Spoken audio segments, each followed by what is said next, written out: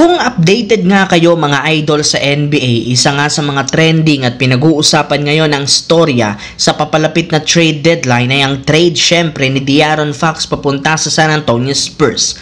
Ayon sa balita noong nakaraan mismong si De'Aaron Fox na nga daw ang may kagustuhan na umalis sa Sacramento at mas gusto nga po nitong maglaro sa Spurs as soon as possible. Yan nga ang pinakamalaking pinag-uusapan ngayong linggo. Ngunit pinasinungalingan nga ito ng isang insider ang ganitong klaseng balita dahil hindi rin naman nga daw si De'Aaron Fox ang may kagustuhan na i-trade bagkus ang mismong front office o ang mismong team ng Sacramento ang gumawa ng planong ito para maisaayos ang team. Hindi rin naman nila nagustuhan ang naging resulta ng mga unang laro sa regular season na siyang rason bakit maaga silang bumagsak.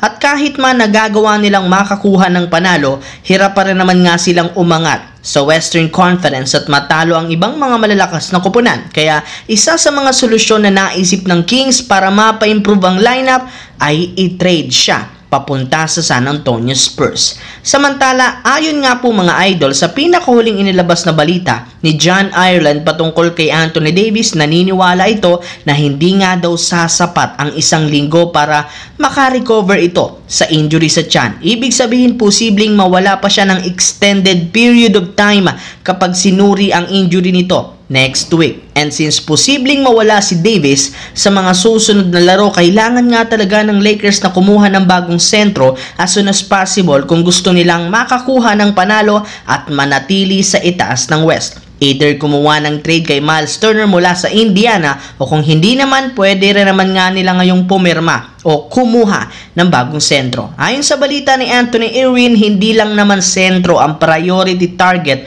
ng Lakers dahil posibleng ang kumuha sila ng bagong sharpshooter kagaya ni Bogdan Bogdanovic na plano nga pong i-trade ng Atlanta Hawks sa mismong deadline. At isa ang Lakers sa mga teams na interesado sa kanya kasama ang Phoenix Suns, Miami Heat at maging ang San Antonio Spurs. Ibig sabihin, kailangan nga nilang makipag-agawan para lamang makuha ito mula sa Atlanta Hawks. Samantala, nagkaroon nga sana mga idol ang Philadelphia 76ers ng pagkakataong makapag-comeback at ma-upset ang Denver Nuggets matapos silang makadikit sa huling minuto ng fourth quarter. Ngunit sa kasamaang palad, bigo sila sa score na 134-137 nang magawa ni Jamal Murray ang kanyang 2 crucial free throws para maselyuhan ang panalo ng Nuggets. Pero sa kabila ng nangyaring ito, marami rin naman nga pong magagandang bagay ang nangyari sa 76ers dahil mas nagiging competitive na sila kahit man undermanned ang lineup dahil wala si Joel Embiid